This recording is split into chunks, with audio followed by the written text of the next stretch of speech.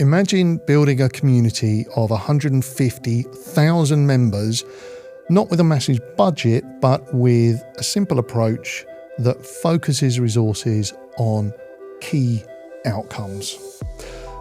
My guest for this edition of the Content Mavericks Club is Mark Walmsley. He's the founder of the Arts and Culture Network. We're going to learn how Mark's unconventional approach transformed a neglected LinkedIn group into a thriving network for arts and culture professionals that now offers support for artists financed by its growing paid membership.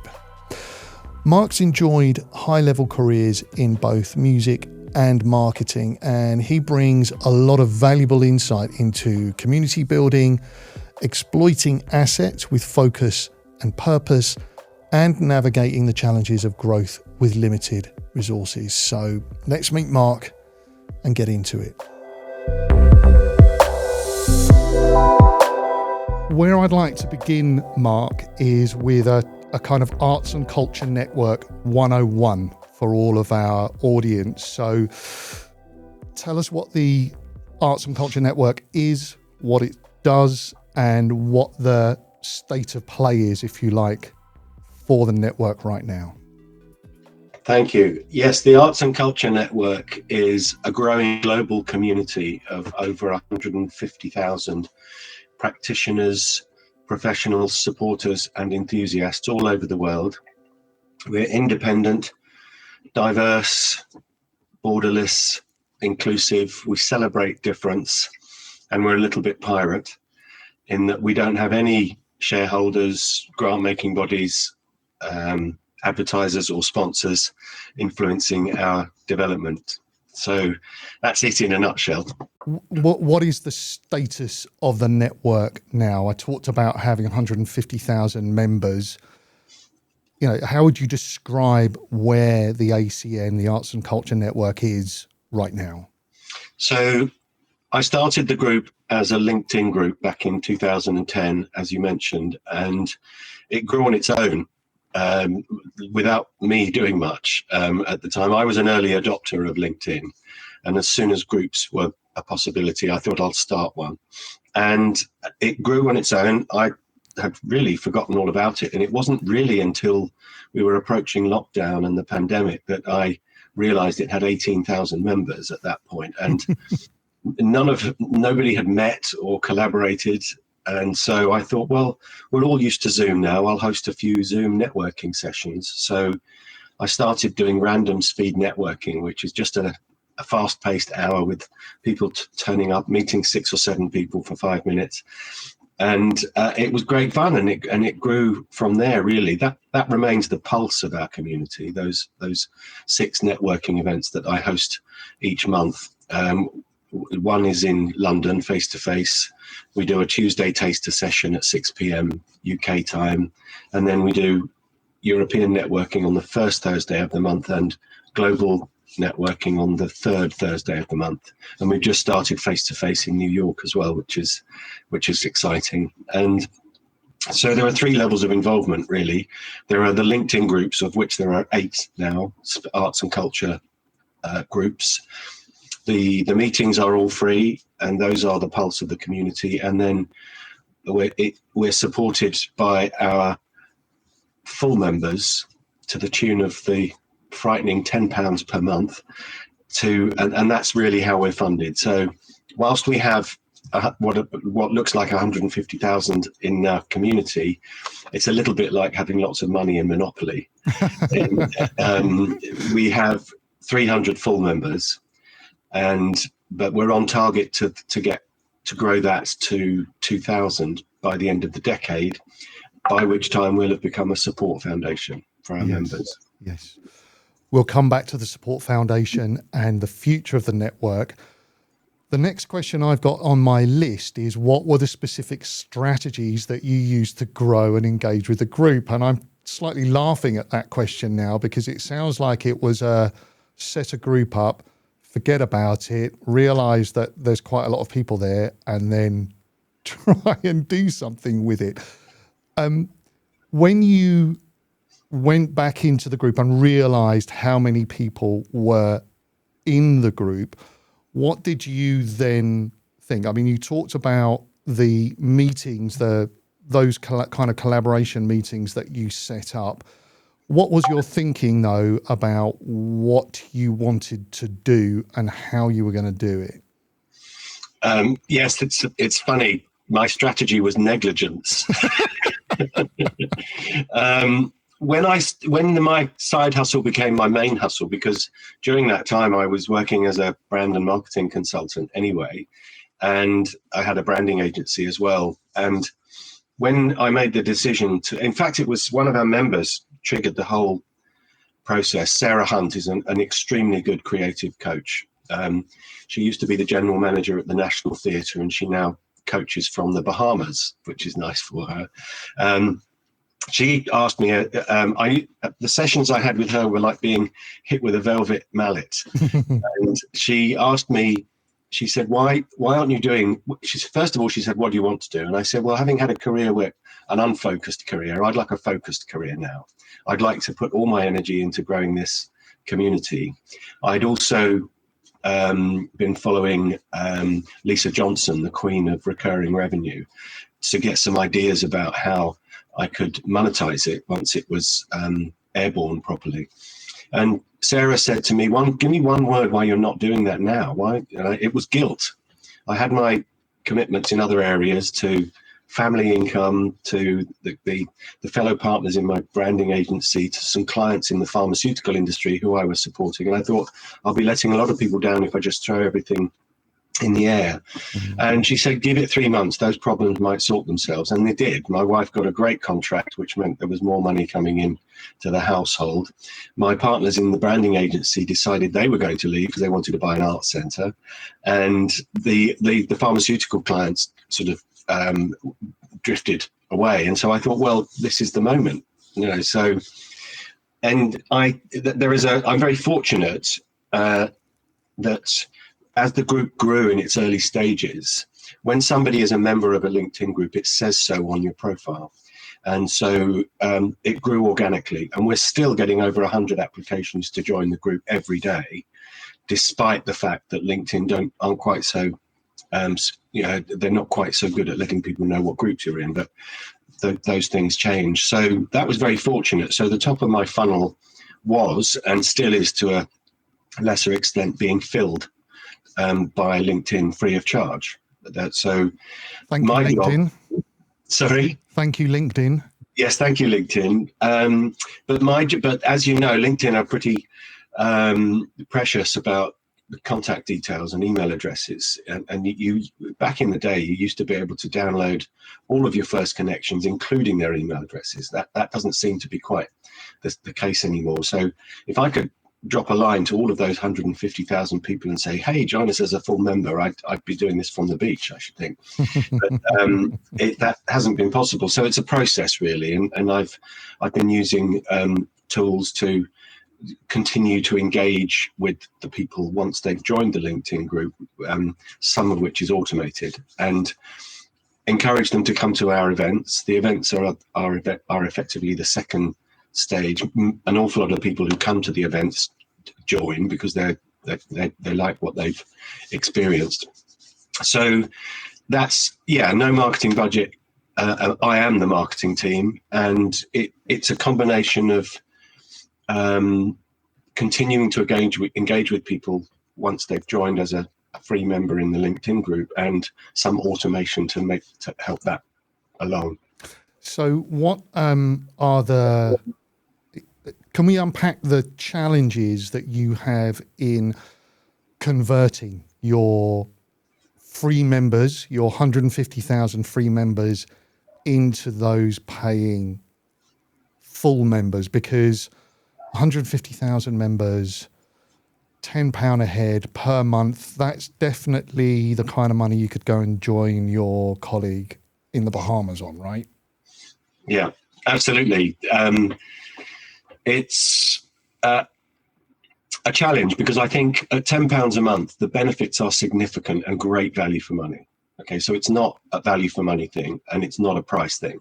£10 a month is 2 large caramel lattes in central London every month.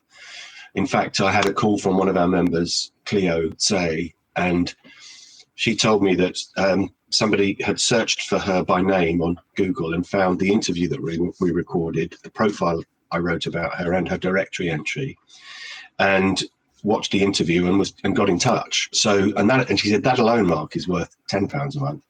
And so it's not a price thing or a value for money thing. It's simply an awareness thing. I've limited ability to let those people know that this full membership is an option. And LinkedIn groups are a little bit fire and forget for people. They'll join a LinkedIn group and they won't engage with it, and it'll sit there in the list of groups they're in, and they might never come back. So that's a challenge. But I do what I can to let them know that this is an option for them. And the industry average for conversion from freemium to premium is across the world is 3 to 5%. So if I could achieve that, I'd be very happy. I think I'm probably dragging that average down at about 0.4%. And as my neighbour said to me the other day, 150,000 members, Mark, if they all paid you just £1 a year, you'd be fine. You know, so it's just, I mean, one of the biggest challenges in marketing for me is awareness at any given time. It's my view that at any given time, insufficient numbers of the right kind of people even know you exist. So there are tens of thousands of people who have joined the LinkedIn group who are not even aware that there's a full member option, let alone the benefits that brings. So that's the challenge. Yeah. I mean, if I could press a button and send them all an email, I would. Yes. Yeah.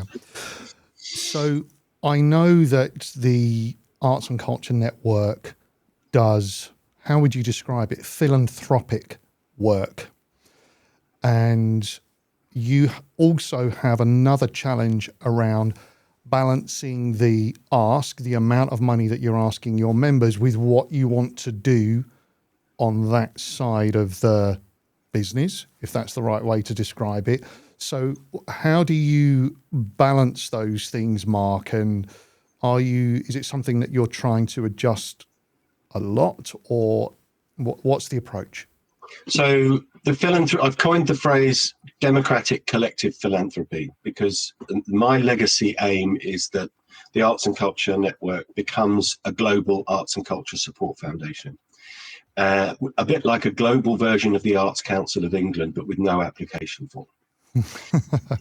The idea is that if a member has a project of their own or one that they'd like to support, give us a paragraph about it, and if we'll poll the membership, and enough of us do that rather than that, here's the money, go make your art. Now that's a struggle at this stage because of course we've only got 300 members paying £10 a month at the moment. So, but that will grow. But even so, we've had the opportunity, and I've been squirreling some of that away.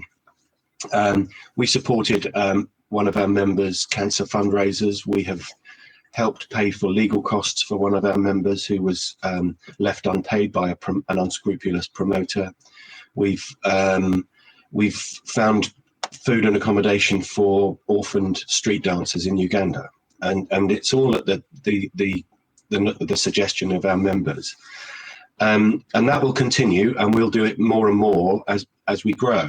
But at the moment, we aren't able to do that as much as we'd like. In answer to your other question, any kind of membership or subscription service has to balance three things. That is the value of the member, or the perceived value and the cost, against the benefits that brings, and against the stickiness of that, so that people remain members. Ancestry.com is a shining example of getting that right. They've got 3.5 million members paying £100 a year, and it's very sticky. People don't like losing their trees. So they're a help. They start every year with £350 million in the bank. And that's the balance.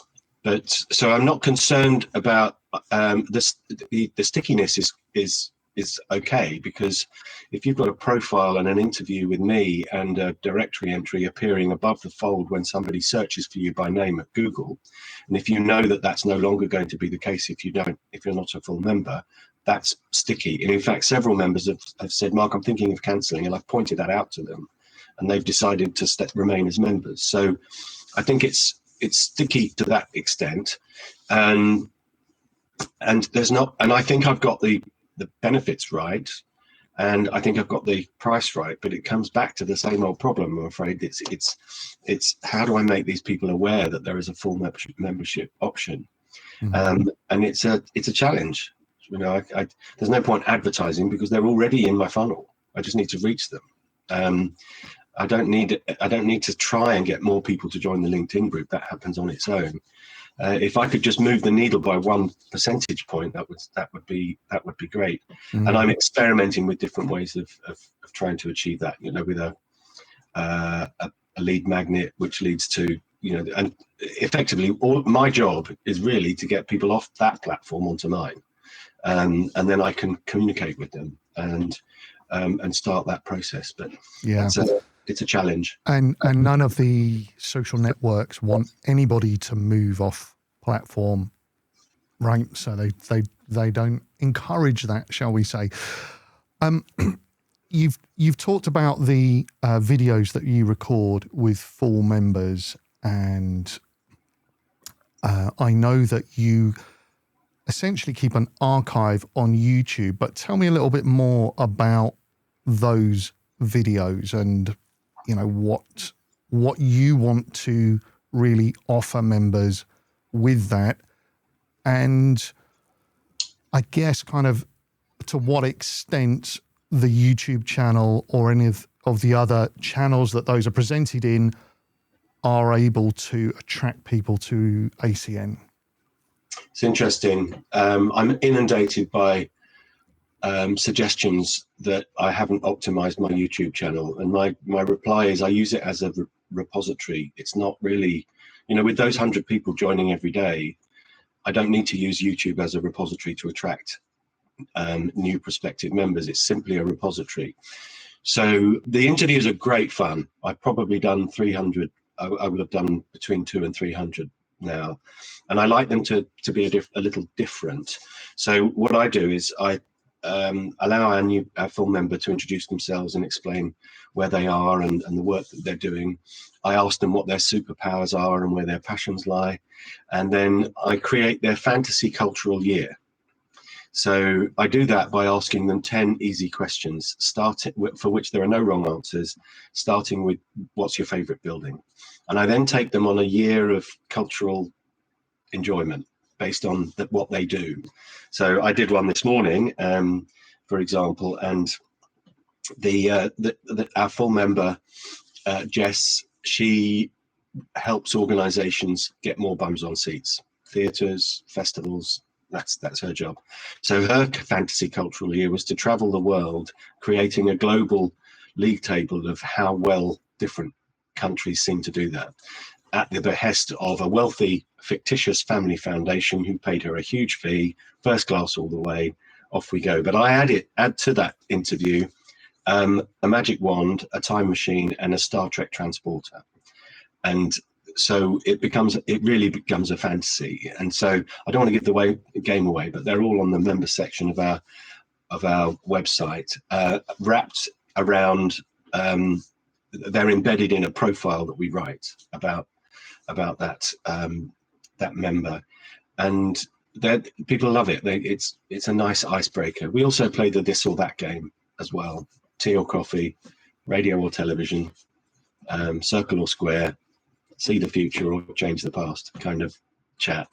And what it does in about 20-25 minutes is it provides people with an insight into that person that's not just talking about their work.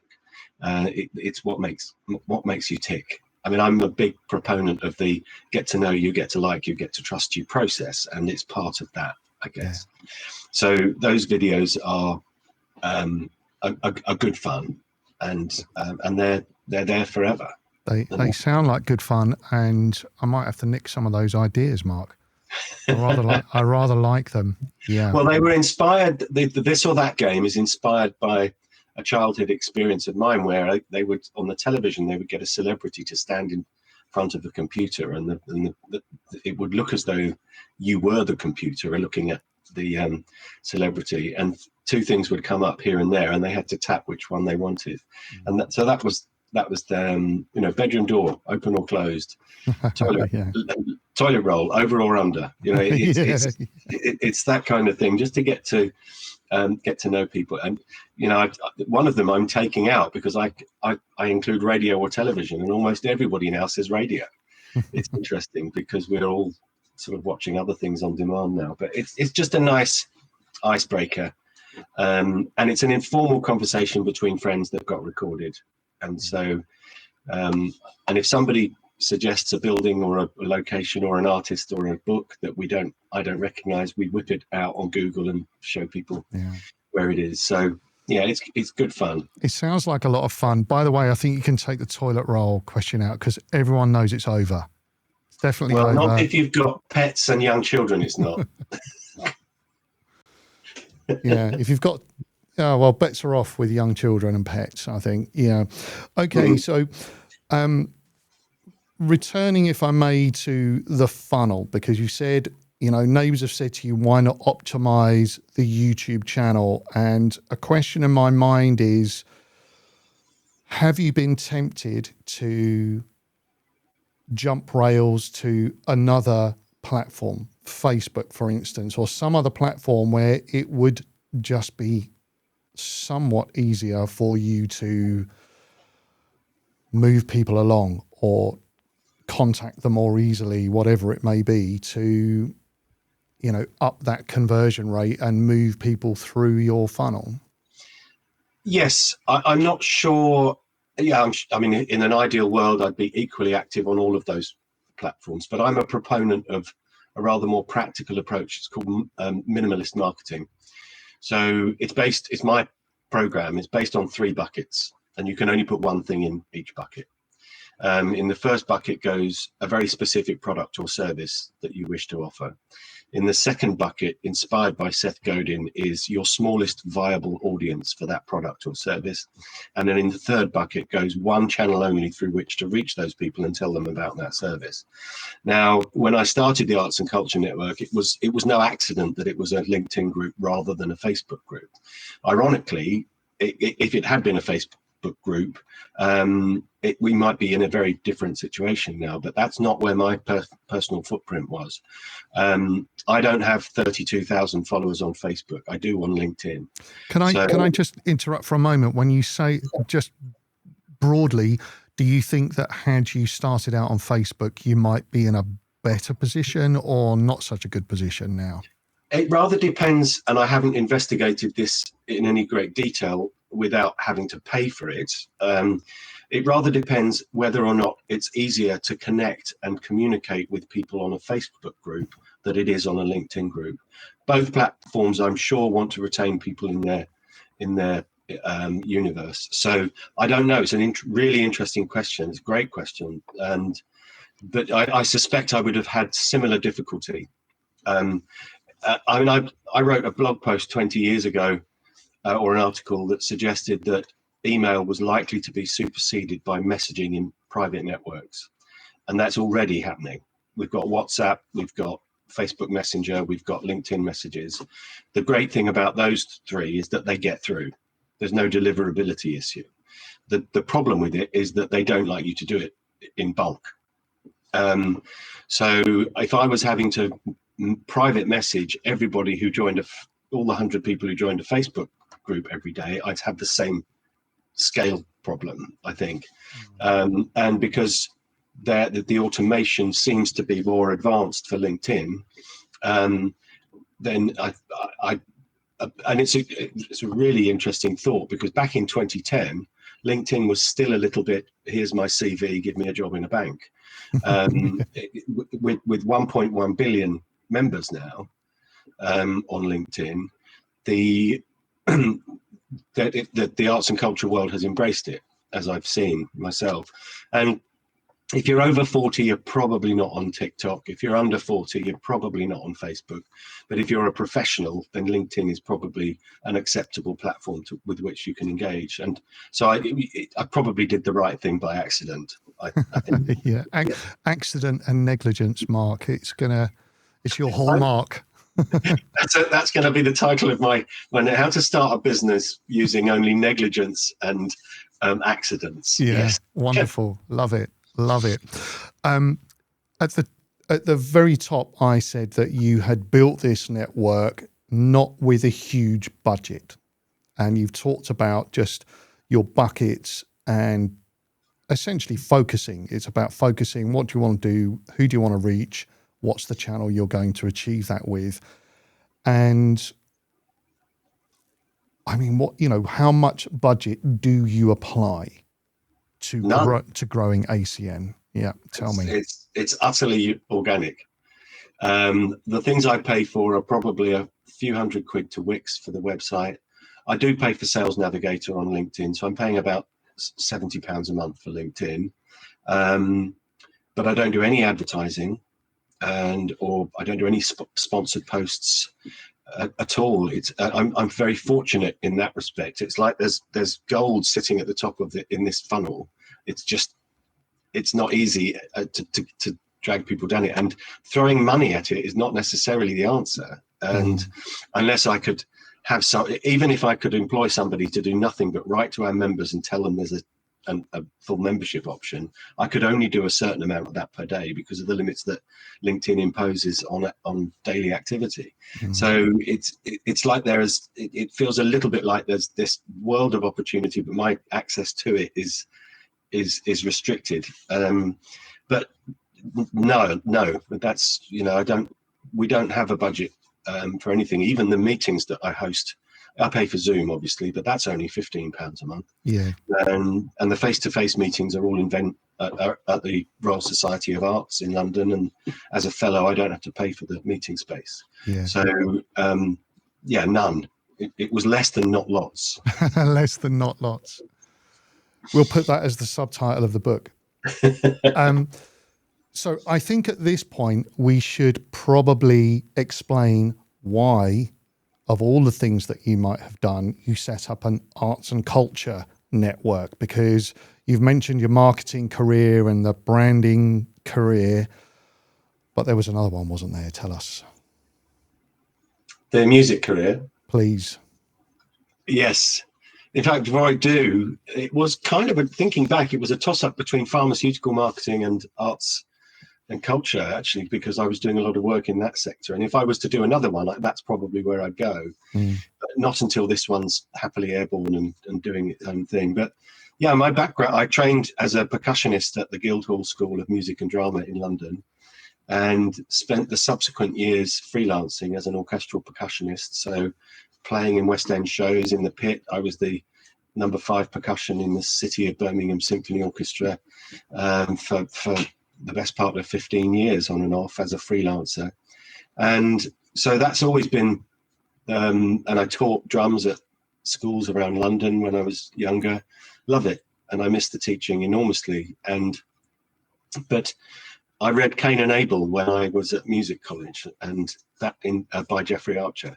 And that inspired me to set up some kind of business. And so I thought, right, I'm in a music college. I'm going to set up a music agency and see if I can book guys into work. And as luck would have it, I was in the student union office as the social secretary at the time, and the phone rang shortly after I had made this decision, and it was someone from Estee Lauder, and they were doing a 2-week promotion on the run up to Christmas on the ground floor at Harrods, and they thought it might be nice to have a harpist playing Christmas carols.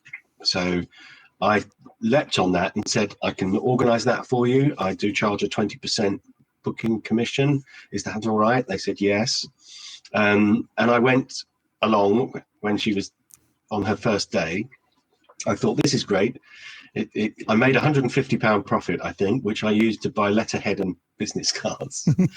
But I thought I'd better go and just check everything was all right. And it was in Harrods, run up to Christmas. And there I was watching the harpist playing, and it all seemed to be going very well. And then Mohammed Al Fayed walked into the department with his 4 bodyguards, walked up to her, waited for her to stop, had a chat, and she pointed at me. And he came over with his bodyguards and said, did you arrange this music? I said, I did, sir. I thought I'd better say at the time. Estee Lauder asked me to find a harpist to play. He said, I love it. I'm a big supporter of live music. Would you please come up to my office? And I thought, okay. And I walked out of that meeting with £8,000 a month of business. Wow. Because he said, I'm going to insist that the 4 locations on the ground floor in the perfumery and cosmetics departments that have 2-week promotions every 2 weeks, I'm going to insist that they have some live music in it, and I'm going to insist that they book it through you. So I went from 0 to £8,000 a month, literally overnight. I was on a cloud walking out of that store. It was great. And that lasted for many years. I booked Father Christmas. I arranged all the parades. It was that's what really kicked off the music agency side of things. And then that became an event organizing company. So I think one of my favorite coups was I booked the Albert Hall for Knight, Frank and Rutley's centenary. Who are Knight, Frank and Rutley? Knight Frank they are now. They're a big estate agency in London. Oh yes, yeah. Yeah. KF you'll see on there and they had 1,000 people coming from all over the country. They'd hired me to organize the event. We lifted the floor like they do in the tennis, so that we could get all the tables on. And I was the master of ceremonies and had organized it, all the entertainment. But I managed to persuade the Crown Estates to let me put a sold sign on the Royal Albert Hall. Wonderful. So, but they said you can only light it up for an hour. So that was good fun. And I did that a lot, and I loved doing that. That was great fun.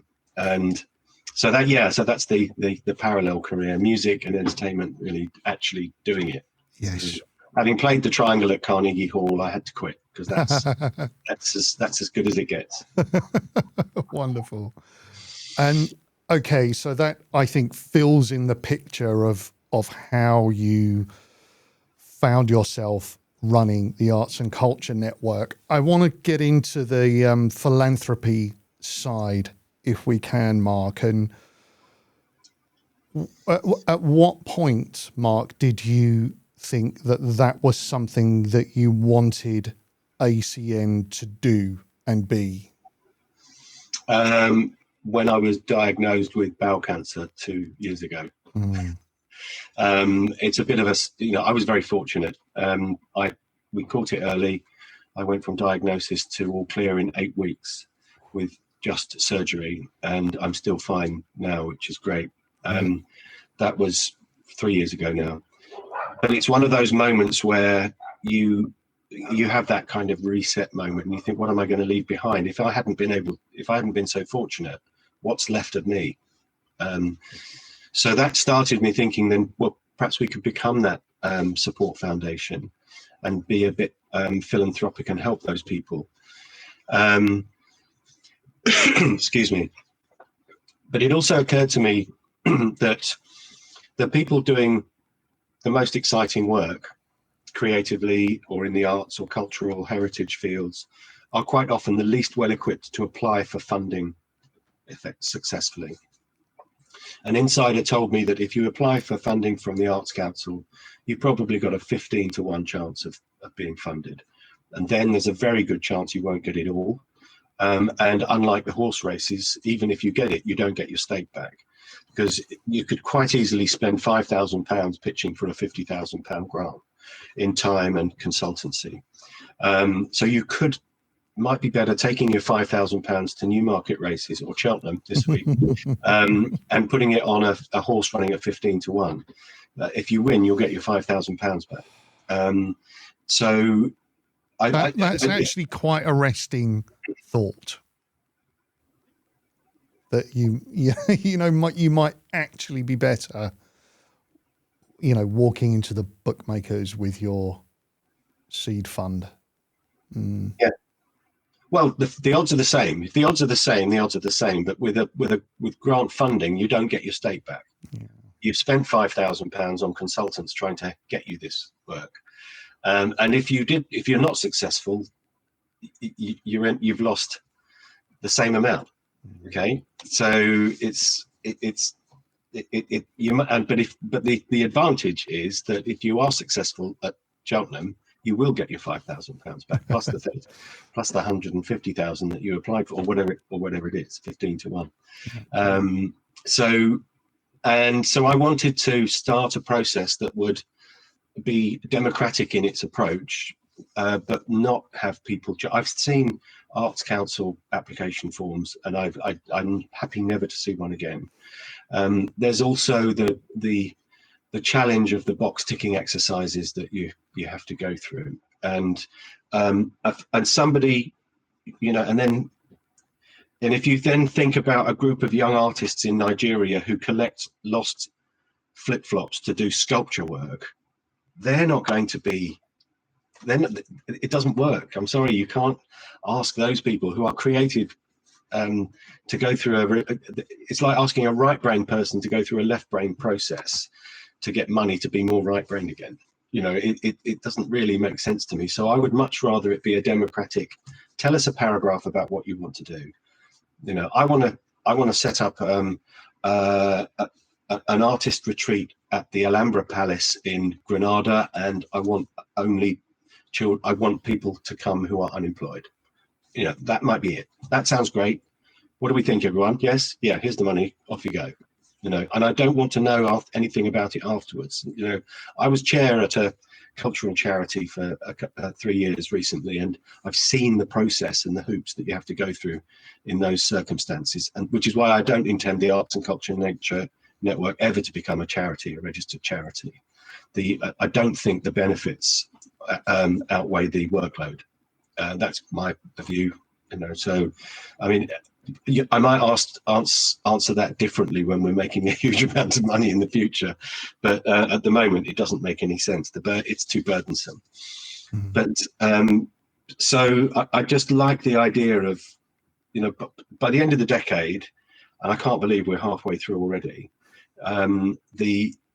we should be doing around £20,000 a month in revenue from members who've had all of those benefits and are happy to pay to continue to be members. I don't need all that, and so I'm sliding disgracefully towards semi-retirement here, and if I wanted to put my feet up at that point, I could say, right, someone else take this over, please, and can carry on the good work. But it's just and the other thing is the type of thing that we'll fund, because one of our full members moved from South Africa to Canada, effectively negating her medical insurance in both territories, only to find out that she had a rare form of breast cancer and a 5-year-old son in tow, and was working as an arts administrator. Now, I'm afraid the Arts Council is not going to help her. It's a medical issue, but it's just as important, if not more so, to her. So we did help, and I want to just fill the gaps really in that funding. But similarly, I'm a little bit spiky when it comes to when people create challenging work. There's an awful lot of work being produced in the art world, music world, that is introspective and lacking, in my view, the ability to communicate what it's all about to people. When I was a percussionist at the music college, we would play the pieces written by student composers. And we did one piece, and it was written in 4/16, which, for those who understand music time signatures, is 4 semiquavers per bar, which means there's an awful lot of notes and lines and things on the page. It's impossible to sight read. And I buttonholed the student composer afterwards, and I said, I imagine you wrote that in 4/16 to keep us on our toes. Was that the intention? He said, no, I wrote it for a composition competition, and if I'd written it in 4/4, it wouldn't have made the cut. And I thought, Yeah. but there are exceptions to the rule. There's some wonderful music being written that is both challenging and accessible, if that makes sense. And so I'm more than happy for the Arts and Culture Network to fund adventurous work, but I'll be happiest when it makes sense, for as many people as possible. Mark, we're at the end of our time, and the last question that I want to ask you is, if you were starting Arts and Culture Network now, today, what would you do differently? Wow, that's a great question. I would probably, assuming I had similar levels of footprint across all different social media platforms, I think I probably would be on Facebook. And I would be inclined to appeal to a more younger audience as well, with lots happening on Instagram and TikTok.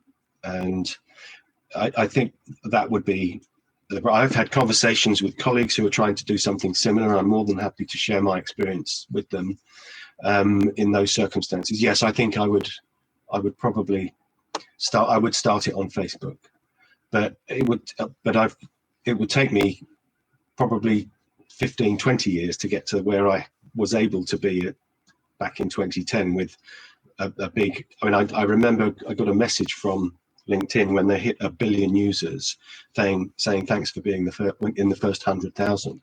And it's because I was an early adopter in those digital days. But that's the first thing I would do. And it may be that there is a better balance between the benefits of membership and the cost of that. I've been urged by several people to do a premium, which might be £45 a month, for example, for which you get even more. But in terms of content, and I know that's where your expertise lies, I've followed the plan, create a community and let the community create the content. And hundreds of posts on LinkedIn every day. I don't have to do that. That's the conversation is happening without me. So that's good. And I love the fact that we do rather quirky interviews for the YouTube channel. But it's a great question. I think probably Facebook, and because I think LinkedIn still has that vestige of professional white collar sort of membership base, which it doesn't really have. It can't have if it's got 1.1 billion users. But Facebook, I think, is more of a relationship kind of platform with people. The other thing I'm thinking of doing now, actually, WhatsApp. And that might be the answer to my prayers. There are some very clever things you can do with WhatsApp. You can communicate in bulk with enormous numbers of people who think they're the only one getting the message, because it's completely direct. It's all direct, and they can reply to you, but it's not like having a WhatsApp group. We do have a WhatsApp group, but I can't have a WhatsApp group for 150,000 people because it would just be carnage. I'd spend my whole life monitoring it. But yeah, WhatsApp for Business is worth looking at for replacing email. I really enjoyed speaking with Mark. It was good fun. It was a relaxed conversation, and he was really open as well. And my takeaways from our conversation are, first, exploit your assets. Now, I don't suppose many of us have got a forgotten LinkedIn group with 18,000 members, tucked down the back of the sofa somewhere, but Mark's story highlights the potential of overlooked assets to drive your digital marketing and maybe even your entire business. Reviewing and reevaluating your existing resources, whether that's social media, email lists, even past projects, it's a really worthwhile exercise because they could hold untapped potential for growth and engagement. Second, build an engaged community.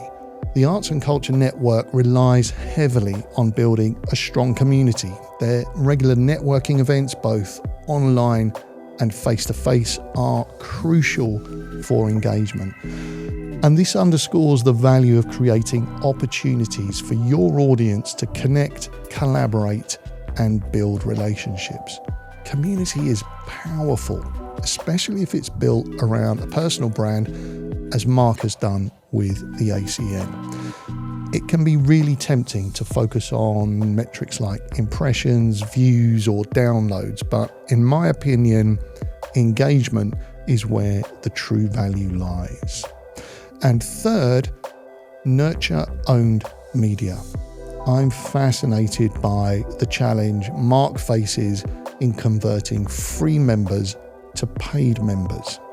He's really candid about this, and successful as the ACN is, I was struck by the size of the hurdle Mark now faces in reaching his target audience on LinkedIn. The group has served him really well, but it's no longer the best vehicle for him to achieve those paid conversions. And his open frustration at not being able to communicate effectively with his prospects at scale is, to me, an important reminder of the need to nurture owned media channels where you can reach your audience on your own terms.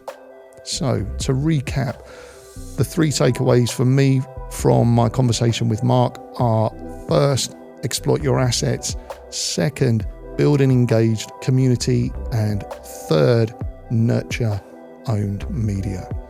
That's it for this edition. Do go and find Mark on LinkedIn. He's a really friendly, engaging guy. And if you're an arts professional, in my opinion, the ACN is well worth a look. All of the links are in the description.